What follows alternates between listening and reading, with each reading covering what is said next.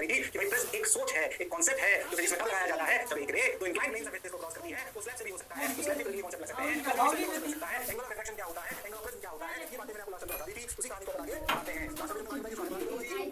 Last में बहुत सारी बातें थी सर, अच्छा लगा, बढ़िया लगा सर। अच्छा ठीक है, अब क्या करें भाई, देखो अच्छे से समझो, जब ये कहानी अपनी पूरी हो गई, जब ये कहानी अपनी पूरी हो गई, अब क्या करें देखो अच्छे से। अब बेसिकली अगर तुम ध्यान दे तो समझना ये बात कि भाई अपन एक चीज निकालते हैं, बोलते हैं एंगल ऑफ डेविएशन। क्या बोलते हैं? Angle of deviation.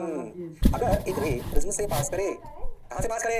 प्रिज्म से, ओके सर, और उसमें क्या एंगल डेविएशन समझते हो? जैसे मान लीजिए आपका प्रिज्म है, ठीक सर, बात समझ आई सर, अच्छा लगा सर। यार इसको समझना ये क्योंकि ऊपर वाली दो सरफेस से ही देखो क्रॉस कराओ, प्रिज्म लेते हैं क्योंकि मैंने आपको बोला 95% प्रिज्म नहीं आएगा, तो प्रिज्म ही प्रिज्म कॉन्सेप्ट 95% टाइम लगेगा, तो उसी को समझते हैं। ठीक, मान लो अपना एंगल ऑफ प्रिज्म, मान लीजिए आपकी रे आई ऐसी, अब आपसे पूछेंगे डेविएशन क्या है, तो ये कहलाएगी पहली बात angle of sorry incident ray. कौन सी रे? इंसिडेंट रे से हमें समझ में आती है बात, बिल्कुल सही बात। ये कहलाएगी इंसिडेंट रे, ओके। ये यहां से बनेगा नॉर्मल, जो नॉर्मल से बनेगा एंगल आई, इसे कहेंगे एंगल ऑफ इंसिडेंस। क्या बोलेंगे? Angle of incidence. Okay sir, got your point sir, बात समझ आई सर? ठीक भाई।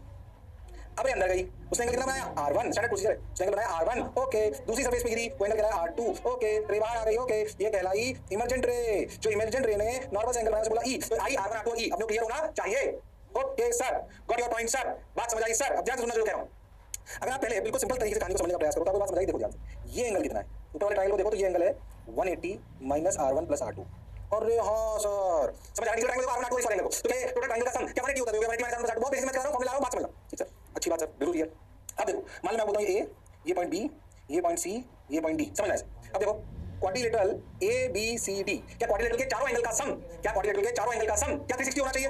बिल्कुल होना चाहिए सर, 110% होना चाहिए सर। अब सुन, क्वाड्रिलेटरल में एंगल ए बी सी और ट्राइंगल में एंगल ए डी सी दोनों 90 हैं। देखो, अरे हाँ सर, अरे एंगल तो 90 है नॉर्मली, तो है। हाँ सर, बात तो आप बिल्कुल सही कह रहे हो, ट्रायंगल ABC 90 है और ट्रायंगल ADC भी 90 है। हाँ सही लग रहा है सर, मजा आ रहा है सर, अच्छा लग रहा है सर। अब क्या करें सर? कुछ मत करो, करते चलो करते चलो, देखो रे भाई, वाह रे भाई, मजा आ रहा है भाई, देखो भाई, अच्छी बात। अच्छा ये एंगल 90 हो गए, तो ये दोनों एंगल 90 हो गए, तो सोचो angle A plus angle 180 minus R1 plus R2, ये दोनों एंगल 180 के बराबर होने चाहिए। अरे तो एंगल 180 बराबर हो गए, बाकी तो 180 बराबर होने चाहिए, टोटल सम 360 बराबर होना चाहिए। ओहो, 180 को मार दिया, ये फॉर्मूला आया R1 प्लस R2 बराबर A। रात को 2 बजे भी याद होना चाहिए। R1 प्लस R2 बराबर A। R1 इज द पहली रिफ्लेक्शन से जो रिफ्लेक्टिंग एंगल है वो है, R2 जो दूसरी सरफेस के लिए इंसिडेंट एंगल है वो है। ओके सर, बात तो समझ आई सर आपकी। R1 प्लस R2 बराबर A, क्या समझ आया है? अब सुन, अगर तुम ध्यान से देखो तो डेल्टा 1 डेविएशन, पहला डेविएशन रे ऐसे जा रही थी, ये ऐसे नॉर्मल था, रे ऐसे गई R1 पे, तो पहला डेविएशन ध्यान समझना, ये पहला डेविएशन पहली रे, ध्यान से ये आपकी सरफेस, ये रे ऐसे आई, ये आपका नॉर्मल, रे गई ऐसे, ये R1 ये I। हाँ सर, क्या पहला डेविएशन हुआ डेल्टा 1, क्या आया? ध्यान से समझना, क्या I माइनस R1? हाँ सर, क्या पहला डेविएशन जो आया क्या वो I माइनस R1? और ध्यान से देखो तो क्लॉकवाइज, बिल्कुल सही सर। तो पहला डेविएशन कितना आया? I माइनस R1 और कैसा? क्लॉकवाइज। अरे हाँ सर, बात तो आप बिल्कुल सही कह रहे हो, जोरदार कह रहे हो, मौज के साथ कह रहे हो। अरे हाँ सर, लेकर दिखा रहा हूं आपको, इसलिए एक स्लाइड मिला रहा हूं। ओके, ऐसे डेल्टा 2 देखो, डेल्टा 2 जब रे ऐसे ये वाली surface, okay got your point sir. देखो सर, ये ऐसे रे आ रही है ऐसे, ये एंगल है R2 और ये एंगल ऐसे गया E। बड़ा बनाया क्योंकि मान रहे हैं कि प्रिज्म का सरफेस ज्यादा होगा और बाहर ए है, जनरल केस बना रहे हैं, ठीक है। क्या दूसरा डेविएशन डेल्टा 2, क्या आपको नहीं लगता E माइनस R2? हाँ सर, दूसरा डेविएशन हो गया E माइनस R2, क्या ये भी क्लॉकवाइज है? बिल्कुल सही सर। तो डेल्टा नेट डेविएशन क्या डेल्टा 1 प्लस डेल्टा 2 है, दोनों क्लॉकवाइज हैं, तो I minus R1 plus E minus R2, तो I minus I plus E minus R1 plus R2। अरे हाँ सर, अच्छा R1 प्लस R2 हमने निकाला A एंगल ऑफ प्रिज्म। ओहो, तो डेल्टा नेट का फॉर्मूला आया I plus E minus A। Prism में ये दोनों डब्बे वाले फॉर्मूले याद रहे तो कोई बुराई नहीं है। अरे हाँ सर, ये कहानी जो मैंने सुनाई है आपको एज इट इज याद होनी चाहिए, तभी बात बन पाएगी। Is that clear to everyone? अरे हाँ ना तो बोलो, अरे सोच लो। हाँ सर, बात सर आप बिल्कुल सही कह रहे हो, जोरदार कह रहे हो, मौज के साथ कह रहे हो। R1 plus R2 equal to A और delta net equal to I plus E minus A। Okay sir, got your point sir, बात समझ आई सर? आगे बढ़ो सर, ठीक है समझ आ गई। अब देखो अमूमन सवालों में क्या होता है, ध्यान समझना, आपको प्रिज्म दिया होता है, प्रिज्म दिया होता है तो A पता होता है और I जनरली पता क्या होता है। मैक्सिमम सवाल में क्या होता है समझना, मैक्सिमम क्वेश्चंस में समझना, I A और N गिवन होता है। अरे हाँ, पहली स्टेप क्या होगी? स्टेप 1 कैलकुलेट R1 कैसे निकलेगा?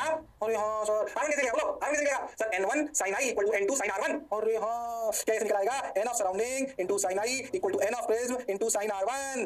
अरे हाँ सर, फिर दूसरी स्टेप क्या होगी? देखो step 2 calculate R2 using R1 plus R2 equal to A। Maximum सवालों में I, A और N पता होते हैं, मैं उनके एक स्टैंडर्ड प्रोसेस बता रहा हूं, तो दूसरी सवाल जाऊंगा उनको के साथ समझाऊंगा। अच्छा calculate R2 R1 plus R2 बराबर A, R2 निकल आया। स्टेप 3 क्या? कैलकुलेट E, कैसे? N of prism into sin R2 sin surface पे स्लैश लो equal to N of surrounding into sin E। अरे हाँ सर, बात तो आपकी बिल्कुल सही है। स्टेप 4 कुछ भी पूछ ले, क्या पूछेगा? कैलकुलेट डेल्टा नेट आई प्लस ई माइनस ए। सोच, R1 निकल आया। अगर आई एन और ए पता है तो भैया R1 निकाल लो, R1 निकाल के R2 निकाल लो, R2 निकाल के ई निकाल लो, ई निकल गया, डेल्टा आ गया। Standard procedure. क्या कहानी समझ आई है? जो कहानी बोली है, जैसे मुझे याद है आपको याद होनी चाहिए। हालांकि इसमें वेरिएशन कराऊंगा, बढ़िया शानदार जोरदार पीएचडी करा दूंगा आज प्रेजेंट चलेगा मैक्सिमम। पता जो मैं बोला चमका, अरे सोच लो, जो डर लगता है डर खत्म हो जाएगा, ध्यान से सुनोगे तो। बोलो यार, समझ तो आया सर? अच्छा लगा सर? बढ़िया लगा सर? बोलो क्लियर है? अरे पक्का? हाँ सर, हाँ सर, सही लग रहा है सर? बोलो क्लियर यहाँ तक? क्वेश्चन क्लियर है? सारी बात समझ आ रही है? सब कुछ अच्छे से क्लियर। चलो उतारो इसको। ये पूरा जो उतारा है आज इतना सारा लिखा है, देखो ये formula proof steps maximum question में आई एन गिवन होता है तो क्या करना होता है हमें क्लियर है। स्टेप्स नहीं भी लिखा था तब भी आपको बात समझ आती, और लिख लोगे तो याद आएगा हाँ ऐसे करना है। अच्छा, और बेसिक प्रूफ जो है आपको समझ में आने चाहिए। क्यों मैं आपको इसके प्रूफ दिमाग में रखना बताता हूं क्योंकि कभी ये वैलिड नहीं होंगे, सर ऐसा भी होगा, हाँ हो सकता है वैलिड तो होंगे पर थोड़ा ऊपर नीचे हो जाएंगे, तो आपको बेसिक आना चाहिए। कुछ डेल्टा नेट है क्या? पहली सर्फेस डेविएशन प्लस दूसरी डेविएशन। हमने स्पेशल केस लिया उसमें दोनों क्लॉकवाइज आए, कैसा होता है? एक बार क्लॉकवाइज एंटी क्लॉकवाइज को माइनस करना पड़ जाएगा, है ना? अच्छे सवाल दबाएंगे, इसलिए बेसिक्स पे भी फोकस करो। बेसिक बात क्या है? अरे दो बार रिफ्लेक्शन है, वो इंक्लाइन प्लेन से हमें रिफ्लेक्शन करना आता है ना, और डेल्टा निकालना आता है ना, तो सवाल रखने की कोई संभावना नहीं है। कभी भी अगर कंफ्यूजन हो जाएगा तो हम बेसिक से चले जाएंगे। Is that clear to everyone? अरे यस और no? Yes sir, got your point sir, बात समझ आई सर? अच्छा लग रहा है सर? बढ़िया लग रहा है सर? जोरदार लग रहा है सर? मजा आ रहा है सर? अब क्या करें? चलो भाई डेल्टा नेट आई प्लस ई माइनस ए हो गया, हो गया, हो गया, हो गया, हो गया, हो गया, हो गया। सवाल करते हैं, डायरेक्ट आ जाओ, सवाल करते हैं, आ जाओ, आ जाओ। अरे सवाल, if ray of light passes through triangular glass prism of equal to 3 at an angle I equal to 60 degree, इसलिए आप समझो इक्वेटर प्रिज्म है, एंगल 60 डिग्री दे रखा है आपको। आपसे पूछिए नेट डेविएशन क्या है? बहुत ध्यान से देखो, ए गिवन है, एन गिवन है और आई गिवन है। करो, कर सकते हो जैसे मैंने है, वो हुनर वो काबिलियत तुम्हें है, करके बताओ शर्मा मत। सबसे स्टेप क्या है? स्टेप 1, सबसे पहले निकालो R1, फिर निकालो R2, फिर निकालो ई, फिर निकालो डेल्टा। करो, मैं लाल में नीले, अरे करके बता दो, अरे सोच लो, हां करो। Okay sir, got your point sir, बात समझ आई सर? वाह वाह सर, अब क्या करें सर? देखो भाई, अरे भाई कैसे रे भाई, चलो भाई आ जाओ। a = 60 degree, i = 60 degree, n = √3 net deviation of the रे। अच्छा अब क्या करें? देखो भाई, ठीक है भाई आ जाओ भाई, a = 60 degree, i = 60 degree, n = √3। ठीक, अब क्या करें? अब क्या करें? देखो सबसे पहले निकालें R1। क्या 1 * फर्स्ट स्टेप 1 * sin 60, कुछ नहीं बोला तो बाहर क्लियर है, = √3 * sin R1। ओके, तो R1 की वैल्यू आई 30 डिग्री। अरे हां सर, यानी कि 30 डिग्री। अरे हां सर, अब देखो अगर R1 आया 30 तो R1 + R2 क्या है? a, यानी कि R2 भी आया 30। अरे तो आसान हो गया, 60 पे डाला, 30 पे निकला, तो 30 पे डालोगे तो डायरेक्ट अपने आप ही 60 आ गया। अरे हाँ, दूसरी बार से चलाने की बताओ क्यों? ऐसा हमेशा नहीं है, इसमें हुआ कि आई डाला 60 पे निकला, 30 पे 30 आ गया R2, तो वापस ई आ गया, वापस वही इक्वेशन आनी है, तो ये ई आ गया 60। डेल्टा कितना आया? i + e 60 + 60 - 60 यानी कि 60 क्लॉकवाइज। अरे हाँ ना तो बोलना पड़ेगा। यस सर, आ गया सर, बात समझ आई sir? Got your point sir? Crystal clear sir? हो गया? अरे हुआ कि नहीं हुआ? बिल्कुल हो गया सर, बिल्कुल हो गया सर। अब सोचो ऐसे सवाल आ जाए, क्या तुम लोग कर सकते हो या नहीं कर सकते? अरे कर सकते हो, नहीं कर सकते? सब कर सकते हैं, बिल्कुल कर सकते हैं सर। समझ में आ रहा है सर? बढ़िया लगा है सर? ओके, अब ऐसे बेसिकली आई एन और ए दे दे, क्या मैं सवाल कर सकता हूँ? हाँ कर सकता हूँ। मैं एक और दूसरी वैरायटी कर ले रहा हूँ, मैं तो अच्छा लगा, थोड़ा टिपिकल टाइप, ध्यान से सुनो। ये आंसर आ गया क्या? तो आगे 60 डिग्री। अच्छा लगा सर, बढ़िया लगा सर, मजा आया सर?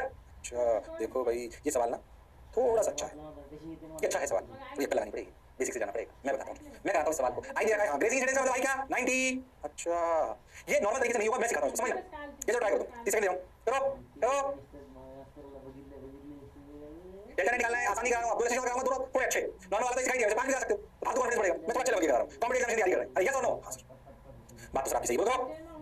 ओके, ध्यान सुनो, ट्राई करो, करो ट्राई करो, शर्मा मत, जिसने की शर्म उसका नंबर काम। चलो भाई, अरे हां हां, the value of light goes through a triangular glass prism of index n = √2, increasing incidence is shown, find the net deviation of the ray। बताओ बताओ भाई, बताओ भाई, 15 डिग्री 90 डिग्री n = √2। ठीक भाई, देखो भाई, अगर हम लोग ध्यान से देखें तो समझ में आएगा कि भाई 15 डिग्री 90 डिग्री n = √2। ठीक, पहली इक्वेशन 1 * sin 90 = √2 * sin R1। ठीक, तो R1 की वैल्यू आई 45 डिग्री, 45 डिग्री ऐसे गया। ठीक, ये 45 डिग्री। अब सुन, R1 45 है, R1 + R2 15 है। अरे हाँ, R1 की वैल्यू 45 तो R2 की वैल्यू तो -30 आई। क्या दिमाग ठनका? हाँ, अगर R2 की वैल्यू नेगेटिव आ जाए ना, अगर R2 की वैल्यू नेगेटिव आ जाए तो थोड़ा खेल बदल गया है, ऐसा आ सकता है। थोड़ा खेल बदल गया है जो हमने स्टैंडर्ड प्रोसीजर से सीखा है। हालांकि एक सवाल में आते हैं और ध्यान दो तो बात समझ में आनी चाहिए। अगर कभी भी R2 नेगेटिव आ जाए तो फॉर्मूला में मत उलझो, बेसिक से जाओ। अगर कभी भी R2 नेगेटिव आ जाए, क्या करना है? अगर R2 नेगेटिव आ जाए तो बेसिक्स से जाओ, सवाल से भी फॉर्मूला से कर सकते हो, बट क्यों जाए? अब बेसिक से चलते हैं। तो मतलब बहुत ध्यान से देखो, तो जो पहला डेविएशन डेल्टा 1 आया वो आया 45 डिग्री क्लॉकवाइज, ऐसे जा रहा था, ऐसे घूम गए, ये डेल्टा 1। हाँ बात तो सर आप बिल्कुल सही बोल रहे हो, जोरदार बोल रहे हो। अब पता है -30 का मतलब होता है, मैं आपको समझाता हूं, पहले समझो। ध्यान से, तो ये 45 तो ये 45, अगर तो 45 15 60, तो ये एंगल कितना हुआ टोटल? ये एंगल हुआ 120। अरे हाँ, मतलब अब है ना नॉर्मल ना इस जगह पर ऐसे बनेगा, मतलब ये वाला 120, तो ये वाला एंगल जो बनेगा ना ये होगा 30। ओ हो। अच्छा सोचो, ये माइनस हो गया, आया 30 R2। ये माइनस का क्या मतलब है? तुम अपने स्टैंडर्ड डायग्राम में देखो तो R2 नॉर्मल के इधर था, अरे हाँ माइनस आने का मतलब वो उधर है। ओ हो, ये गड़बड़ हुई। अरे बोलो भाई, इसलिए कह रहा हूं बेसिक से जाइए। हाँ सर, बात तो सर आप बिल्कुल सही कह रहे हैं, जोरदार कह रहे हैं, मौज के साथ कह रहे हैं। ठीक सर, बहुत बढ़िया सर, वाह सर। अब क्या करें सर? देखो रे भाई, वाह रे भाई, 1 into sin 90 equal to √2 into sin r1t भाई। अब देखो ये हो गया, ये हो गया, ये हो गया। इधर सुन, अब जब सेकंड सरफेस पे देखो तो लिखा गया √2 into sin 30 equal to 1 into sin e। हाँ, तो e की वैल्यू क्या आई भाई? 30 डिग्री। नहीं, कितनी आई? √2 sin 30 1 by √2, यानी e की वैल्यू आई 45 डिग्री। क्या 45 डिग्री ऐसे निकलेगा आपको? 45। अब सोचो कि दूसरा डेविएशन डेल्टा 2 क्या 45 माइनस 30 15 डिग्री एंटी क्लॉकवाइज आया? सोचो। अरे हाँ सर, तो delta 2 i plus e minus a direct लगेगा। e के लिए 45 रख दोगे और 45 रख दोगे, आंसर अलग आएगा। क्यों ऐसा हो रहा है? क्योंकि इसमें एक डेविएशन हुआ क्लॉकवाइज, एक हुआ एंटी क्लॉकवाइज। तो जनरली वही फॉर्मूले बनाए जाते हैं, और वो फॉर्मूले प्लस माइनस में उलझ जाते हैं। अगर आप थोड़े अच्छे केस ले लो जिनमें से पलटी पड़ जाए, आसान तो मैं पहले करा ही चुका हूं, 90% चांस वैसे ही सवाल आने के, पर कॉम्पिटिटिव एग्जामिनेशन में अच्छा भी तो आ सकता है, उलझाने वाला भी तो थोड़ा आ सकता है। हाँ सर, आ सकता है, तो हमारा दिमाग चलना चाहिए। Okay sir. जनरली सोचो सही सिचुएशन तब होगी जब a छोटा होगा, तभी तो R2 नेगेटिव आएगा। हाँ, और R2 नेगेटिव आ जाए तो हमें बेसिक से जाना चाहिए। ये कोई किताबी ज्ञान नहीं, ये अनुभव का ज्ञान है, ये फील का ज्ञान है। ओ हो। अब सोच, डेल्टा नेट क्या हुआ? 45 प्लस 15 की 45 minus 15, 45 minus 15 that is 30 degree clockwise. This is the correct answer, this is the correct answer. और पूरी पीएचडी R2 नेगेटिव आएगा क्या मतलब है? तो हमने स्टैंडर्ड प्रोसीजर से R2 लिया था, उससे उल्टा। और मैं तो कह रहा हूं R2 नेगेटिव आ जाए, देन याद रखें, गो with the basics, go with the basics. इसमें कोई शक वाली बात नहीं है। क्या मास्टर की बात एकदम क्लियर है? हाँ सर, बिल्कुल क्लियर है, समझ आई है? बस तो आगे तो बहुत बढ़िया सर, अच्छी बात। क्लियर? पक्का? Guaranteed? Yes sir, all sorted, all done. तो डेल्टा 45 माइनस 15 30 डिग्री क्लॉकवाइज, या डेल्टा 45 डिग्री क्लॉकवाइज। क्लियर? तो देखो अपने छोटा r क्या सीखे? R2 अगर नेगेटिव आ जाए तो गो विद द बेसिक्स, वरना तो अपने पहले वाले जो मैंने फॉर्मूला पढ़ा वो कर ही सकते हैं, उसमें ज्यादा सवाल आते हैं। चलो ठीक है। अच्छा, ऐसा कब होगा? जब ये थोड़ा छोटा होगा, तभी तो R2 नेगेटिव आएगा। हाँ, बढ़िया सवाल। कैसा सवाल? बढ़िया सवाल। और ये ध्यान दें। हाँ, क्लियर? एक और कराऊं, एक और बढ़िया कराऊं, पीएचडी हो जाएगी पूरी। आ जाओ, करें। फिर मैं क्या डरो मत यार, कब तो 2 बार रिफ्रैक्शन ही रहे हो ना, और कुछ थोड़ी कर रहे हो। कब तो 2 बार वही रहे हो ना, मैं क्या बोलता हूँ उसको, रिफ्रैक्शन। बस वो आपको आना चाहिए। 150 डिग्री 15 डिग्री 15 डिग्री, n बराबर √3, आई है 60। करो सवाल, करो सवाल, डेविएशन पता करना है। करो सवाल, कर सकते हो तुम लोग, हुनर वो काबिलियत वो इंसानियत तुम्हें है। करो सवाल, आई पता है, n पता है, a पता है। 150 डिग्री दोनों इधर वाले एंगल 15 डिग्री बताओ, करो। अरे करो भाई, अरे हाँ। नहीं आया, ट्राई करो, मैं बताऊंगा। टाइम दिखाओ 30 सेकंड और करो। आज मेरी बीवी ने मुझे फिर मारा। हाँ, कहीं चेहरा मुस्कुराहट कि चलो कोई तो जमा बदला ले रहा है। क्यों भाई? कुछ देर माची उठा लेती है तो? हाँ सर। चलो भाई। हाँ, हो गया क्या? अरे हो गया क्या? चलो ट्राई कर, मैं बताता हूँ। अच्छा सवाल मैं बताता हूँ। पहली बात, आप एंगल लगाओ तो 1 into sin 60 equal to √3 into sin R1। So R1 equal to √3 so R1 equal to 30 degree. ये सब आ गया। हाँ, अब ये मान 30 डिग्री वैसे निकली आई, तो वैसे मान लेते हैं ये 30 डिग्री, ये 30 तो कितना 60। अब देख, ये गलत है, नहीं लफड़ा हो गया। कैसे बताता हूँ? इन दोनों का सम 210 हो गया, नॉट पॉसिबल। ट्राइंगल के दो एंगलों का सम ही, दो एंगल्स का सम ही 210 डिग्री हो गया, कैसे हो सकता है? यानी कि जो डायग्राम बना रहे हैं वही गलत है। तो पहले डायग्राम बनाओ, गलत लिखो इसको, जो तुमने कहा होगा। सही क्या है वो चमकाता हूँ। अगर ऐसे 210 डिग्री बड़ा एंगल हो गया, सोचो मैं ट्राइंगल बनाया 90 माइनस R1 और ऊपर a, अगर 90 माइनस R1 और a 210 डिग्री से बड़ा हो गया, सॉरी 180 डिग्री से बड़ा हो गया, तो ट्राइंगल पॉसिबल नहीं है। अरे हाँ सर, मतलब जो आपकी सोच है वो गलत है। यानी कि कैसे? ध्यान से देखो, ये गलत है, ये नॉट पॉसिबल। हाँ, अब सुन तो सही क्या है। अगर एंगल आया 30 तो ध्यान से देखो, रह जाएगी ऐसे। कम एंगल बनाते हो, ये 30। अरे हाँ, उधर जा ही नहीं पाएगी, उधर कैसे जाएगी? उससे पहले लगा जाएगी इधर। अरे हाँ सर, तो पहली बात, पहला डेविएशन तो कितना हुआ? डेल्टा 1। डेल्टा 1 हुआ सर कितना? डेल्टा 1 कितना? बढ़िया सवाल है, जोरदार, ध्यान समझना। डेल्टा 1 कितना हुआ? Sir 30 degree clockwise. ओके, अरे हाँ बिल्कुल सही। हो। अब सुन, अब ये 30 ये 90, ध्यान समझना, ये 30 ये 90, तो 30 और 90 120, 120 और 15 135, तो ये कितना बचा? 45। तो रे यहाँ पे गिरी 45 पे। ओके, ओहो, यानी कि तुम बहुत ध्यान से देखो ना, तो a 150 था ही नहीं, a 15 था। तभी तो देखो 45 माइनस 30 15 आया। हालांकि मैं फॉर्मूला में नहीं बताना चाहता, गो विद द बेसिक्स। जब भी लफड़ा दिख जाए, go with the basics. Believe in your basic maths and Snell's law, you will get answer for good problem. बहुत शानदार सवाल है, ये ध्यान सुन। ओके सर, अब सर यहाँ पे स्नेल्स लॉ लगा लेते हैं। देखो √3 into sin 45 that is 1 by √2 equal to 1 into sin r। यहाँ से तो sin r is greater than 1 √3 by 2, ये भी not possible. Oh my god, यानी कि ये 45 डिग्री, ध्यान से समझना, ये 45 डिग्री क्रिटिकल एंगल से ज्यादा है, इसलिए यहाँ जबरदस्त सवाल। अरे हाँ सर, यहाँ रेखा आई नहीं वैसे, कैसे आ सकती है? कैसे आ सकती है? 45 डिग्री से ज्यादा है, क्योंकि sin r की 1 से बड़ी आ गई।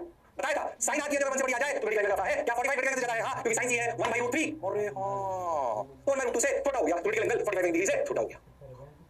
तो ये ऐसे बाहर आई, देखो तो टी आई आर हो गया, तो टी आई आर हो गया तो 45 डिग्री, तो ये भी 45। तो इस जगह जो डेविएशन हुआ वो अभी बाहर निकल नहीं है, और जो दूसरा डेविएशन हो गया ये डेल्टा 2।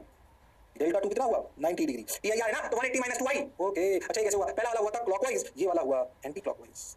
अरे हाँ सर, अब फिर से सुन, ये 45 ये 15, कुल मिलाकर 60, तो उधर बचा 120, तो नॉर्मल आया ऐसे। ये एंगल कितना हुआ? 30। अब फिर से सेंस लगाओ तो root 3 into sine 30 that is 1/2 equal to 1 into sine R, बाहर जो बाहर निकला एंगल ई मान लो, जो आपको मानना हो, ई की वैल्यू आ गई भाई साहब कितनी 60, और रे हाँ रे बाहर निकली ऐसे 60। हो तो ये डेल्टा 3 फिर आया 30 डिग्री क्लॉकवाइज।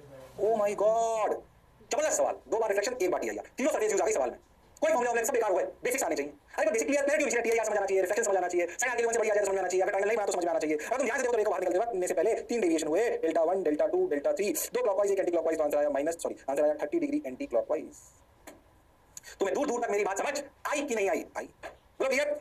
जबरदस्त सवाल, ऐसा सवाल जबरदस्त जबरदस्त सवाल किताबों में नहीं मिलेगा। मास्टर ने 3 सवाल कराए, तीनों पहला जो सवाल कराया वैसे 90% आते हैं और वैसे खूब सारे मैं बना सकता हूं, वो 2 बार कराया तो खुश हो जाते हैं, पर मैंने लास्ट 2 सवाल अलग अलग वैरायटी के कराए। ध्यान से देखो तो पतला प्रिज्म हो जाए तो R2 नेगेटिव आने लगता है, मोटा प्रिज्म हो जाए तो ट्रायंगल ही नहीं बनता है, तो नीचे वाली सरफेस पे टकरा सकते हैं। मैं उसको खतरनाक लिया, टीआईआर वाला आ गया। पहले बता जो मैं बोला क्या चमका।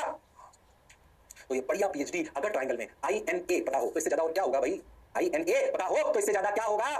अरे हाँ ना तो बोलो। Yes sir, got your point sir, बात समझ आई सर। फील आ गई सर, तब भी पढ़िए, 2000 भी पढ़िए, बढ़िया भी पढ़िए, ये रहे यहाँ तक। अरे आगे बढ़िए मास्टर, अरे सोच लो। हाँ सर समझ आ गया सर, अच्छा लग रहा है सर, बहुत बढ़िया सर। आओ भाई आओ भाई आओ भाई, अब क्या करें भाई? चलो भाई ये तो समझ आ गया, आगे बढ़े। तो एक बात समझो, अगर ट्रायंगल दे रखा हो, मतलब प्रिज्म दे रखा हो, INA दे रखा हो, तो किसी भी वैरायटी का सवाल है, मैं तीनों खतरनाक वैरायटी करा दिया। पहली वाली जनरल, दूसरी वाली R2 नेगेटिव वाली, तीसरी वाली टीआईआर वाली। एक बार मोटे एंगल वाली, एक बार पतले एंगल वाली, एक बार नॉर्मल एंगल वाली। नॉर्मल एंगल वाली ज्यादा आती है, इसमें फॉर्मूले लग जाते हैं, delta equal to I plus E minus A। इसमें नहीं लगे बेसिक से जाइए। Okay sir, got your point sir, आगे बढ़ जाओ। अरे सोच लिया, समझ आ गया, बस आंसर आ गया। पहले देखें 30 डिग्री और हाँ एंटी क्लॉकवाइज काउंटर क्लॉकवाइज, ठीक है। चलो हो अब समझो एंगल ऑफ डेविएशन तो अपन जानते हैं भाई, अपना जो है I plus E minus A। हाँ सर ये मैं क्लियर है, अपना डेविएशन है ये क्या समझने का प्रयास करो, ध्यान से सुनना चाहिए। मान लो एक प्रिज्म क्या बना एनिमेशन, ध्यान समझना। मान लो प्रिज्म, उस पे रे को I एंगल पे डालो तो R1 R1 फिर R2 R2 फिर E। मैं कह रहा हूं कि अगर अब एंगल ऑफ इंसिडेंस उसी प्रिज्म में I की जगह E पे डालो तो क्या R1 R2 बन जाएगा, R2 R1 बन जाएगा, और या E I बन जाएगा? हाँ, तो इन दोनों केस में डेल्टा तो सेम आएगा, यानी कि if I and E interchanges delta remains same. मतलब अगर किसी भी प्रिज्म में रे 30 पे डालो 60 पे निकलेगी, तो 60 पे डालो तो 30 पे निकलेगी, और दोनों केस में डेविएशन सेम रहेगा। हाँ सर बात तो आप बिल्कुल सही कह रहे हो। मतलब अगर अपन बेसिकली क्यों सिखाया जा रहा है, क्योंकि एक स्टैंडर्ड ग्राफ होता है डेल्टा और I के बीच में, या तो डेल्टा और I के बीच में अपने डेंसर से रेयर जब जा रहे थे तब भी ग्राफ बनाए। अब अपन प्रिज्म के लिए ग्राफ बना रहे हैं डेल्टा नेट और I के बीच, नॉर्मल प्रिज्म के लिए, वो पतले प्रिज्म मोटे प्रिज्म निकालने नहीं, नॉर्मल प्रिज्म रहता है, नॉर्मल लाइन। अच्छा, तो डेल्टा और I का ग्राफ बनाना चाहते हैं, तो हमें एक बात समझ आई कि दो एंगल ऑफ इंसिडेंस जब I और E 30 पे डालो या 60 पे डालो, जहां 30 वाला 60 पे निकला, 60 वाला 30 पे निकला, तो I की 30 और 60 दो वैल्यू सेम डेल्टा हो। तो ग्राफ ऐसा होना चाहिए कि दो I होने चाहिए एक डेल्टा के लिए। अरे हाँ, अब तुम्हें अगर मैं एक बात बताऊं तो ध्यान से समझना। अगर आपको डेल्टा और I का ग्राफ बनाना है तो आपको एक बात समझनी पड़ेगी कि रिलेशन बहुत गंदा सा आता है। कई बार बच्चे बोलते हैं कैसा गंदा सा, क्योंकि उसे ग्राफ को रटना पड़ेगा। क्यों? ये बच्चा हम तो डेल्टा निकालेंगे, तो निकाल के बताओ कितना गंदा आता है, समझना।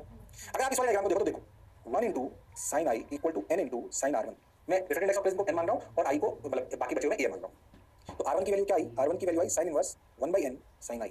हाँ बिल्कुल सही, ये बिल्कुल सही है सर। क्यों मैं कर रहा हूँ? क्योंकि मेरे को डेल्टा बराबर I plus E minus A चाहिए, ठीक। दूसरी जगह आप लिखोगे तो लिखोगे n इंटू साइन R2। अच्छा R2 की वैल्यू क्या A माइनस R1 है? हाँ है, तो इसे A माइनस R1 लिख लो equal to 1 into sine E। तो E की वैल्यू कितनी आई? E की वैल्यू आई sine inverse n sine A minus R1।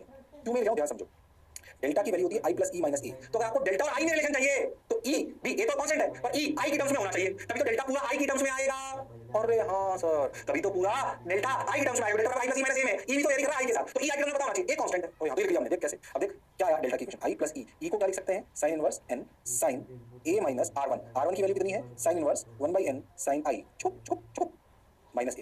ये रिलेशन है डेल्टा और I में। क्या ये कोई स्टैंडर्ड रिलेशन नहीं? इतना गंदा रिलेशन निकाल कर इसका ग्राफ कैसा बनेगा डायरेक्ट कौन सा पता पड़ने वाला है? बोलो क्लियर है? तो बच्चे पूछते कैसे आया? ऐसे आया। अब कैसे, इसको मत रटो, इससे कुछ नहीं होने वाला।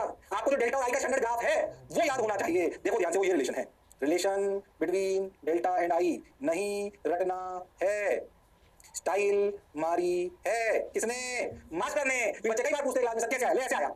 इसलिए अब जो ग्राफ बता रहा हूं वो इस रिलेशन का ग्राफ है और ये कोई स्टैंडर्ड रिलेशन नहीं है, इसलिए आपको ग्राफ एज इट इज जैसे मैं बोल रहा हूं उसके फीचर्स के साथ याद होना चाहिए। वो ग्राफ काम का है, ग्राफ भी डायरेक्ट पूछ सकते हैं और उससे बनने वाले बेस सवाल भी आपसे पूछ सकते हैं, इसलिए अपने को क्लैरिटी होनी चाहिए। अरे sir clear? Yes sir, got your point sir, बात समझ आई सर? आगे बढ़ो सर, चलते चलो सर, ये समझ आ। और मैं इस बेसिक बात समझ आई कि एक डेल्टा के लिए दो I हो सकते हैं, I और E इंटरचेंजेबल, और रिलेशन ऐसा होता है। और सर ने बता दिया, वही रट लो चुपचाप, दिमाग मतलब होगी तो खतरनाक उलझ जाओगे। ओके ठीक भाई, आगे बढ़ूं? अरे आगे बढ़ूं? अरे क्षमा तो नहीं रहे हो? नहीं सर क्यों शर्माएंगे हम, जिसने की शर्म उसका नंबर कम। ओके इसी जा ठंडा कर रहा है तो खत्म कर लेते हैं। ओके ओके देखो भाई, हां सर बोल क्लियर है क्या तक? यस सर, आगे चलते हैं। ओहो खतरनाक रिलेशन आ गया, तो हमने पहले ही प्रूव कर लिया। ओहो अब अपन बनाते हैं ग्राफ। ग्राफ में बताऊं, ग्राफ में बताऊं आपको, ध्यान से समझो। ग्राफ जो आएगा एंगल ऑफ डेविएशन डेल्टा और I के बीच, मान लो डेल्टा, मान लो ये I, तो जो ग्राफ बनता है वैसा बनता है। ध्यान समझना कैसा बनता है। ग्राफ ऐसा है, पहली बात, ये रिलेशन पैराबोला नहीं है, तो बच्चे का ये पैराबोला नहीं है। ध्यान से डेल्टा आई का ग्राफ ऐसा बनता है। अगर तुम बहुत ध्यान से उस ग्राफ की हर एक बात को समझना पड़ेगा और रखना पड़ेगा। पहला इंपॉर्टेंट पॉइंट, यह ग्राफ लगता है पर पैराबोला नहीं है। ये जो अपर पॉइंट कहलाते हैं ये कहलाते हैं डेल्टा मैक्स। जो ये सबसे लोएस्ट पॉइंट कहलाता है ये कहलाता है डेल्टा मिनिमम। ध्यान समझो, किसी भी और जनरल डेल्टा के लिए देखो इसके करस्पॉन्डिंग दो वैल्यू आ रही हैं, एक आई और एक ई। अरे हाँ सर, बात तो आपकी सही है सर। ये ग्राफ याद होना चाहिए विद इंपॉर्टेंट पॉइंट्स। क्या ध्यान से समझना, याद आप जो बोल रहा हूँ पूरा याद होना चाहिए विद इंपॉर्टेंट पॉइंट्स। समझे, ये इस रिलेशन का ग्राफ है, ऐसे समझो, रिलेशन नहीं रखना है तो स्टाइल मारने के लिए बताया। तो with important points, important point क्या है? पहला मिसकंसेप्शन की पैराबोला है, यह पैराबोला नहीं है। याद रखना है, यह पैराबोला नहीं है। ओके, अगर पैराबोला नहीं है क्या मैक्सिमम तक जा रहा है, क्या अनंत तक जा रहा है? नहीं, ये तो डेल्टा मैक्स हो गया है, एक लिमिट से ज्यादा नहीं हो सकता। ओके, तो दूसरा मिसकंसेप्शन को भी याद रखिए, यह इनफाइनाइट तक नहीं जा रहा है। ओके सर, बात समझ आई सर। और सुन, इनफाइनाइट तक नहीं जा रहा, ये पैराबोला नहीं है। सोचो डेल्टा मैक्स, सोचो डेल्टा मैक्स कब होगा? जब आई या ई 90 हो। ये आई का ग्राफ है ना, तो हाँ सर, तो आई मैक्सिमम कितना हो सकता है? मैक्सिमम कितना हो सकता है? आई पाई बाई 2। अरे हाँ सर, मतलब सोचो डेल्टा मैक्स तब होगा जब आई या ई 90 डिग्री हो। कंफ्यूज मत होना, आई 90 ई 90 दोनों एक साथ 90, या तो आई 90 हो या ई 90 हो, एक ही बात है ना, इंटरचेंजेबल नहीं है। अरे हाँ, लगा मैं सिखा रहा हूं डेल्टा मैक्स कैसे समझ सकते हैं। ध्यान समझना, डेल्टा मैक्स का बहुत ध्यान समझना। ऐसे किसी एंगल पे गिरे, अंदर जाए और ऐसे ग्रेस करते हुए बाहर आ जाए, तो ये 90, ये डेल्टा मैक्स की कंडीशन है। समझे? कैसे भी ध्यान समझो कि रे ऐसे घुसे और ऐसे बाहर आ जाए किसी और एंगल पे, ये भी डेल्टा मैक्स की कंडीशन। अरे हाँ सर, तो डेल्टा मैक्स का क्या मतलब है? जब या तो I 90 हो या फिर E 90 हो। याद रखना ये ग्राफ के साथ, when we will get the maximum deviation from a prism। याद रखें, या तो I 90 हो या E 90 हो। आप ऐसे भी समझ सकते हो, या तो ग्रेजिंग इंसिडेंस हो या फिर ग्रेजिंग इमरजेंस हो। अरे हाँ, क्या ये केस ग्रेजिंग इमरजेंस है? इनका भी अपन सवाल करेंगे, परेशान मत, इंपॉर्टेंट पॉइंट समझो। अरे हाँ, बात तो सर आपकी सही है, बात तो सर आपकी सही है, बिल्कुल सही। तो डेल्टा मैक्स कब होगा? डेल्टा मैक्स तब होगा जब I या E 90 होगा। ओहो, ऐसे ही डेल्टा मिनिमम कब होगा? तो जब डेल्टा मिनिमम हुआ तो सोचो आई और ई बराबर हो गए। डेल्टा मिनिमम वो जगह है तो आई और ई बराबर हो गए। हाँ, ग्राफ तो यही बोल रहा है। हाँ, बिल्कुल सही बात, बिल्कुल सही। तो डेल्टा मिनिमम इंप्लाइज आई बराबर ई। इस पे अपन आगे और पीएचडी करेंगे, इसको और फॉर्मूला निकालेंगे, डेल्टा मिनिमम सवाल करेंगे। पर याद रखना है, ग्राफ ने बताया कि डेल्टा मिनिमम तब होगा जब आई और ई बराबर हो जाएगा, मतलब R1 बराबर R2 हो जाएगा, मतलब R1 बराबर R2 बराबर A/2 हो जाएगा। इसको अभी आगे अपन करेंगे। आई बराबर ई तो R1 बराबर R2 लॉजिकल है, और R1 R2 तो क्या था? तो R1 बराबर R2 बराबर A/2। ओहो, तो डेल्टा मिनिमम कभी भी सवाल में बोल दे तो समझ जाओ आई और ई बराबर है R1 R2 A/2 के बराबर है। डायरेक्टली R1 आपको दे दिया उसने, आपको क्या दे दिया? R1 और R2। हाँ सर, सही लगा है सर, समझ आ रहा है सर, अच्छा लगा है सर। अब क्या करें सर? आगे बढ़ो, बढ़ते चलो। देखो रे भाई, वाह रे भाई, ओहो। अच्छा तुम एक बात ध्यान दो अच्छे से, एक बात ध्यान दो अच्छे से। ये ग्राफ ना सिमेट्रिक नजर आ रहा है क्या? नहीं, तुम ध्यान से देखो, ग्राफ थोड़ा राइट में स्लाइटली टिल्टेड है ज्यादा। हाँ, तो याद रखनी ये बात, यह ग्राफ सिमेट्रिक नहीं है। In fact tilted slightly more towards right. यानी कि आप समझो, मैं यहां से लेकर यहां तक इस दूरी को x2 मान लूं और इसको x1 मान लूं, तो आपको समझ में आएगा कि x2 ग्रेटर देन x1। ये ग्राफ इतनी बातों के साथ याद होना चाहिए, जो भी आपके पीछे दिखाई दे रहा है सब याद होना चाहिए। और तुम्हें आया कैसे नीचे रिलेशन आया, कुछ स्टैंडर्ड नहीं है, इसलिए तुझे ऐसे डायरेक्ट नहीं आई, रटना पड़ेगा ये सब। फिर ये पैराबोला नहीं है, ये अंदर नहीं जाता है। डेल्टा मैक्सिमम तब होता है जब या तो I 90 हो या फिर E 90 हो। डेल्टा मिनिमम तब होता है जब I और E बराबर हो, यानी कि R1 बराबर R2 बराबर A/2 हो। यह ग्राफ सिमेट्रिक नहीं है, राइट की तरफ ज्यादा टिल्टेड है, मतलब x2 x1 से बड़ा है, x2 x1 से बड़ा है। अरे बोलो भाई, अरे सोचो भाई, यह याद होना चाहिए। किताबों में इस तरह के इंपॉर्टेंट पॉइंट्स बिल्कुल नहीं मिलेंगे, पर वो ग्राफ के लिए इंपॉर्टेंट है। अगर आप अच्छे सवाल करना चाहते हो तो आपको ये पीएचडी वाली कहानी समझ आनी चाहिए। Is that clear to everyone? अरे बोलो, समझ आ गया सर? अच्छा लग रहा है सर, बढ़िया लग रहा है सर, पक्का बोलो भाई, समझ आ गया सर? ठीक है, यह ग्राफ ये क्या दिखा रहा है? सिमेट्रिक नहीं है, in fact tilted slightly more towards right. याद लो, उतार लो इसको सब। डेल्टा मिनिमम ग्राफ क्या है, पैराबोला कि नहीं, अनंत जाता है, सब याद हो। अब धीरे-धीरे डेल्टा मैक्स पढ़ेंगे, डेल्टा मिनिमम पढ़ेंगे। कई बार एग्जामिनेशन में डायरेक्ट ग्राफ ही पूछ लिया गया, तो ग्राफ याद होना चाहिए, दिमाग में सेट होना चाहिए एकदम क्रिस्टल क्लियर के साथ कि प्रिज्म का ग्राफ कैसा होता है। एक्चुअली आपके कोर्सेज में नहीं, आगे बहुत सारी स्पेक्ट्रोमेट्री ये वो उनमें प्रिज्म काम में आते हैं। आगे अगर आप कभी भी आगे फर्दर स्टडीज करोगे तो उसमें होते हैं ये सब, तभी तो आपके कोर्सेज का पार्ट नहीं होते, पर वो आगे काम में आते हैं। चलो आगे बढ़ते हैं, आगे चलते हैं। देखो भाई, हाँ समझ गए, तुमने कर लिया। ओहो, वही सारे जो पॉइंट मैंने आपको पैराबोला नहीं है, ये नहीं है, doesn't extend to infinity, range delta में डेल्टा मिनिमम होती है, डेल्टा मैक्सिमम डेल्टा ये होता है। डेल्टा मैक्सिमम कब होता है? जब π/2 हो या E/2 हो। ये सिमेट्रिक ग्राफ है जिसमें x2 x1 से बड़ा है। जो मैंने लिखा है वो साइड में आ गया एक बार बस। तो मैं ढंग से एक-एक पॉइंट लिखा ताकि आपको समझा पाऊं साथ-साथ। क्या पिक्चर क्लियर? मुश्किल से लिख रहे हैं? अरे हां बोलो भाई, पक्का? आगे बढ़ जाओ, आ जाओ। देखो अब देखो, अगर मान लो कोई भी ऐसे गिरी 31 डिग्री पे, एक बढ़िया सवाल आ रहा है, ध्यान से समझना। For a prism given below, angle of incidence for angle of minimum deviation is 35 degree. ध्यान समझना, उसने क्या बोला? एक प्रिज्म है जिसका angle of incidence for angle of minimum deviation के लिए I 35 डिग्री होता है। अच्छा, बहुत शानदार सवाल है। अगर डायरेक्ट पूछो ना बच्चे से तो उसे पता ही नहीं पड़ता। अभी तो तुम्हें पता है कि ये सवाल ग्राफ से है, अब दिमाग लगा लो, क्योंकि ये सोच पाना कि ये सवाल ग्राफ से है, यही बड़ी बात है। तो पहली स्टेज का क्लियर हो गई, मैं ग्राफ की जस्ट बात कर रहा हूं। सवाल को पढ़ो तो अच्छा सवाल, कोई एलोवेशन नहीं है। दिमाग है। उन्होंने बोला प्रिज्म जो नीचे आपको दे रखा है, इस प्रिज्म के लिए डेल्टा मिनिमम तब होता है जब आई की वैल्यू 35 होती है। डेल्टा मिनिमम तब होता है जब आई की वैल्यू क्या होती है 35। उसने बोला मैंने 35 पे डाली, मैंने 31 पे डाली। एक प्रिज्म है जिसका डेल्टा मिनिमम तब होता है जब उसका आई 35 होता है, समझ आया? उस प्रिज्म पर अगर मैं आई की वैल्यू 31 ले लूं तो बताओ ई की वैल्यू क्या होगी? ये चार ऑप्शन आपको दे रखे हैं, ये चार ऑप्शन आपको दे रखे हैं, बोलो, अरे बोलो, ट्राई करो, ट्राई करो। अच्छा सवाल कंसेप्चुअल, अच्छा सवाल है कंसेप्चुअल, कंफ्यूज मत होना। चलो करके बताओ, चलो करके बताओ, अरे हाँ करके बताओ, कर सकते हो तुम लोग, वो हुनर वो काबिलियत तुम्हें है। हाँ भाई करके बताओ, अरे बोलो बोलो।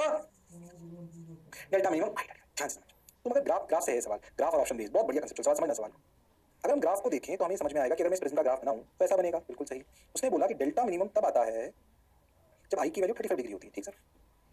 अब उसने बोला कि अगर मैं एंगल 31 डालूं, क्या ये आई और डेल्टा का ग्राफ है, क्या 31 यहाँ कहीं होगा, मान लेते हैं यहाँ कहीं, इसके करस्पॉन्डिंग जो डेल्टा होगा उसके करस्पॉन्डिंग ई यहाँ आएगा। अरे हाँ सर। अब ग्राफ की प्रॉपर्टी याद करो, ध्यान से समझो। क्या ये गैप 4 डिग्री का है तो ये gap must be greater than 4। ये कैसे पता पड़ा? अरे हाँ sir, x2 greater than x1 था क्योंकि ये ग्राफ सिमेट्रिक नहीं था। अरे हाँ, यानी कि ये गैप 35 प्लस 4 39 से ज्यादा होना चाहिए, यानी कि this implies e greater than 39। Option को देख, ऑप्शन को देख, ऑप्शन में सवाल है, ऑप्शन में सवाल है। ऐसा सोचा था दो ऑप्शन दे, नहीं दिया, वो सवाल यही पूछ रहा था। ऑप्शन में देखो एक ही ऑप्शन है तो 39 से ज्यादा है, बोलो कौन? डी। तो डी इज करेक्ट आंसर। तुम पूछ सकते हो अगर दो ऑप्शन देता तो नहीं देगा, आपको उसको ये कांसेप्ट सिखाना था, इस कांसेप्ट जज करवाना था आपको। अच्छा, अरे हाँ सर, जबरदस्त सवाल। सोचो जब सवाल आता है तो अच्छे अच्छों को पता नहीं क्यों ग्राफ से सवाल है, अच्छे अच्छों अभी आप पढ़ रहे थे, आप बता भैया, मतलब ये कोई कैलकुलेटिव सवाल नहीं है, कंसेप्चुअली का सवाल है। कंसेप्ट क्लैरिटी किसको कर पाएगा, खाली किताब पढ़ के नहीं हो पाएगा, समझना पड़ेगा, फील लेनी पड़ेगी। बोलो क्लियर है क्या? अरे बोलो भाई क्लियर है क्या? हाँ ना तो बोलना पड़ेगा। क्लियर है सर, सही लगा है सर, अच्छा लगा है सर, मजा आया है सर, आ रहा है तो बहुत बढ़िया। और सुन, अब देख E greater than 39 degree for prism given below of angle of minimum deviation 70 degree, angle of this. ध्यान से देखो तो कंसेप्चुअल सवाल, बढ़िया कंसेप्चुअल सवाल, बढ़िया कंसेप्चुअल सवाल। बोलो क्लियर है क्या? अरे समझ आया क्या? समझ तो आया सर, अच्छा लग रहा है, बोलो क्लियर। और आगे चलते हैं, कुछ ग्राफ देखते हैं, आंसर ये देखा 40 डिग्री, और हां ये तो समझ आ गया, अच्छा लगा। ये अनसिमेट्रिक ग्राफ है। अब देख मान लो मैक्सिमम सवाल है, एंगल है प्रिज्म का 70 डिग्री, n है √2, बोला मैक्सिमम डेविएशन। अब पहले एक बात समझो, कंफ्यूज मत होना। मैक्सिमम डेविएशन बोलते ही क्या हम समझ गए I90 या फिर E90? अब तो I90 लेते हैं, तो तू ध्यान से देख, कंफ्यूज क्यों हो रहा है? देखो I दे दिया, N दे दिया, A दे दिया, मैक्सिमम डेविएशन I90 और N और A पहले से बताया, तो I N बराबर क्या? डेल्टा निकाल, बड़ी बात है, निकाल। ये पुराना सवाल हो गया। अरे हां I N बताया, अरे हां डेल्टा मैक्स होगा I90, भाई जीवन में कभी ना डेल्टा मैक्स देख बोलते ही, अरे हां तो I90 पता है, A पता है, N पता है, बताओ करके बताओ। अगर I N A पता हो क्या हम सवाल कर सकते हैं? हां, ये डेल्टा मैक्स बोलते ही I90 बोल दिया, ग्राफ में सिखाया था कि डेल्टा मैक्स मतलब I90 E90 तो I90 low, that is grazing incidence. Yes sir, ये क्या बढ़िया लेक्चर पढ़ा रहा हूं, शानदार। किताबों में नहीं, कहीं नहीं मिलेंगे ऐसे, ध्यान से समझो, फील वाले कॉम्पिटिटिव लेक्चर्स। अब कर सकते हो तुम लोग सवाल, I90 लो, R1 निकालो, R2 निकालो, E निकालो, डेल्टा मैक्स आ जाएगा, डेल्टा मैक्स आ जाएगा, परेशान मत हो, कर सकते हो, बोलो, अरे बोलो, हाँ बोलो भाई बोलो, तुम कर सकते हो। डेल्टा मैक्स सही निकालना, ये पुराना सवाल है, इसलिए मैंने दो सवाल निकाले थे जनरल वाले, मुझे पता था यहाँ पे कराना होगा। वही सवाल है INA वाला, एक बार प्रैक्टिस हो गई, डेल्टा मैक्स के नाम से करो। INA वाला सवाल, जनरल सवाल, नॉर्मल फॉर्मूला वाला सवाल, जिसमें डेल्टा बराबर I + E - A और R1 + R2 बराबर लग जाएगा इसमें, करो, कर सकते हो तुम लोग, हुनर वो काबिलियत तो इंसानियत तुम्हें है, करो। सर I90 ले लो सर, तो R1 होगा C, कोई बात नहीं, C के लिए क्या होती है? sin C बराबर 1/√2, तो C की वैल्यू 45, तो ये हो गया 45, ओहो तो ये कितना हो गया 30। R1 + R2 = A, तो R1 के लिए 45, तो R2 के लिए 30, ओहो दूसरा फॉर्मूला लगाओ, √2 * sin 30 that is 1/2 = 1 * sin R, तो sin E, तो E की वैल्यू कितनी आई? 45 डिग्री, ओहो तो ये भाग 45 पे। हां डेल्टा मैक्स क्या होता है? I + E, I तो 90 है, E की वैल्यू 45 है, A की वैल्यू 75 है। अरे हां ना तो बोलो, तो आंसर आया 60 डिग्री क्लॉकवाइज। डेल्टा मैक्स इस प्रिज्म का इस क्रिटिकल इस डेविएशन से ज्यादा डेविएशन संभव नहीं है। ओ माय गॉड, बात तो सर समझ आई, अच्छा भी लगा, बोलो क्लियर। अरे सोच लो 60 डिग्री आगे लो, अब तो डेल्टा मैक्स देगा क्या मतलब? आई दे दिया उसको, और एन पता होगा तो पुराना सवाल हो गया। क्या हम कर सकते हैं? क्या हम समझ सकते हैं? बिल्कुल समझ सकते हैं, बिल्कुल समझ सकते हैं, फील कर सकते हैं, जोरदार कर सकते हैं, पक्का। आगे बढ़िया मास्टर, बिल्कुल बढ़िया, समझ आ गया, चलो भाई आगे आंसर आ गया, अच्छा लगा। ओ अब देखो जब एंगल ऑफ डेविएशन कौन सा, ओ देखो मिनिमम वाला, कौन सा वाला? मिनिमम वाला, आप समझ, minimum deviation, angle of deviation minimum पे चर्चा कर लेते हैं, उससे एक फॉर्मूला आ जाएगा जो याद रखना है, वो काम आता है वो फॉर्मूला, समझे। और डेल्टा मिनिमम I बराबर E इंप्लाइज R1 बराबर R2 इंप्लाइज R1 बराबर R2 बराबर A/2। अच्छा डेल्टा मिनिमम, सॉरी डेल्टा होता है I + E - A, तो डेल्टा मिनिमम को लिख सकते हैं I + I - A, क्यों? क्योंकि I और E बराबर है, ओके। तो I की वैल्यू को लिख सकते हैं डेल्टा मिनिमम + A/2। किसी भी प्रिज्म का delta minimum + A/2 corresponds to I for minimum deviation. बिल्कुल सही सर, हाँ सर, अब सुनो आई आ गया, ये R1 कितना? A/2। और हाँ मान लेते हैं सराउंडिंग मीडियम है NS, मान लेते हैं प्रिज्म का मीडियम है NP, तो क्या पहली जगह रेफरेंस लगाएं तो लिखेंगे I बराबर, sorry n of surrounding into sin I equal to n of prism into sin R1। I की वैल्यू उठा के यहाँ से डालो, तो n of surrounding sin delta m plus A/2 equal to NP sin R1 that is A/2। तो देखो reflective index of prism by reflective index of surrounding is sin delta m plus a by 2 upon sine a by 2। एक standard formula है जो आपको याद होना चाहिए। अगर किसी भी एक्चुअली ये इसलिए याद होना चाहिए, फिर मैं तुम्हारे कोर्स में नहीं, एक तरीका होता है जिससे प्रिज्म का थोड़ा समझाया गया है। एक गोला होता है, उस पे ना प्रिज्म रखते हैं, उसको अलग अलग अलग अलग एंगल पे ना आई डालते हैं, रे डालते हैं किसी की, और एक सर्कुलर ट्रैक होती है जिससे पता है वो कहां जा रही है। तो घुमा कर देखते हैं किस आई के लिए डेल्टा मिनिमम आया, तो डेल्टा m पता पड़ जाता है। और प्रिज्म हमारे हाथ में होता है तो a हमें पता पड़ जाता है। तो एक्सपेरिमेंट में हम डेल्टा निकाल लेते हैं, एक्सपेरिमेंट करके क्या आगे। अच्छा, और a तो हम इसे कर ही सकते हैं क्योंकि प्रिज्म बड़ी हार्ड चीज है। तो इन दोनों से मिलाकर np निकल आता है। ये सराउंडिंग तो जनरली ये होती है, जनरली 1। हां, तो क्या निकला था इससे? n ऑफ प्रिज्म मतलब मटेरियल का रिफ्रैक्टिव इंडेक्स। मटेरियल का रिफ्रैक्टिव इंडेक्स निकालना तो उसका एक तरीका है, how we can calculate refractive index of material. This is not method. क्या करो, उसका एक प्रिज्म बनाओ, प्रिज्म का प्रैक्टिकल डेल्टा m निकालो, एक्सपेरिमेंट स्पेक्ट्रोमीटर क्या करते हैं उससे निकालो, और फिर a अपन ज्योमेट्री निकाल सकते हैं तो n आ जाएगा। n का formula sin a plus delta m by 2 upon sin a by 2। ऐसा इसलिए सवाल आपके पास आ सकते हैं कि डेल्टा m दे दे और a दे दे और n निकलवाए, इसलिए फॉर्मूला याद होना चाहिए। ये जनरल डेल्टा नहीं है, ये डेल्टा मिनिमम है उस प्रिज्म के लिए, और a उसका एंगल ऑफ प्रिज्म है। तो आपको प्रिज्म की दो चीजें पता पड़ जाए, एंगल ऑफ प्रिज्म ज्योमेट्री निकाल सकता है और डेल्टा m जो एक्सपेरिमेंट निकाल सकता है, तो आप n निकाल सकते हो। n is what refractive index of the material. तो रिफ्रैक्टिव इंडेक्स ऑफ मटेरियल जो हार्डकोर प्रॉपर्टी मटेरियल के लिए है वो निकाली जा सकती है। अरे बोलो भाई, अरे सोचो भाई। पक्का सर, बढ़िया सर, समझ आया सर। तो इस मामले में सवाल आ सकते हैं, एक करा देता हूं ताकि आपको समझ आ जाए। फॉर्मूला याद होगा, सवाल हो जाए। डेल्टा म्यू निकालनी याद होनी चाहिए पूरी। डेल्टा म्यू से काम आता है फॉर्मूला। हां, डेल्टा म्यू बराबर r बराबर 2 बाय 2 फॉर्मूला आ गया refractive index of prism equal to sin a plus delta m by 2 upon sin a by 2। अरे हां सर, पक्का? Okay sir, okay sir, got your point sir, बात समझ आई सर। चलो रे भाई, वाह रे भाई, चलो तो आगे sin a plus delta m by 2 है। इस सवाल को फटाफट ओरली कर सकते हो, तुम्हारा दिमाग चलता हो तो। If angle of minimum deviation is 30 degree for given equilateral prism then find out the difference of the prism.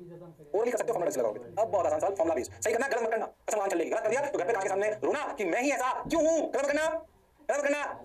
तुम घर पे कांच के सामने जाके ऐसा नहीं करते, हमारे को समाज तक मिला, परेशान करता है, परेशान करूंगा तभी तुम सेलेक्ट हो गए, तभी जीवन में सक्सेसफुल हो गए। हां सर, तभी तुम्हारी शादी होगी। क्या कहते हो भाई? हां, अब सबके चेहरे पे मुस्कुराहट आ रही है शादी के नाम पर। सवाल करो, आंसर निकालना। चलो अरे बताओ, अरे हां, अरे पक्का बोलो भाई, बोलो।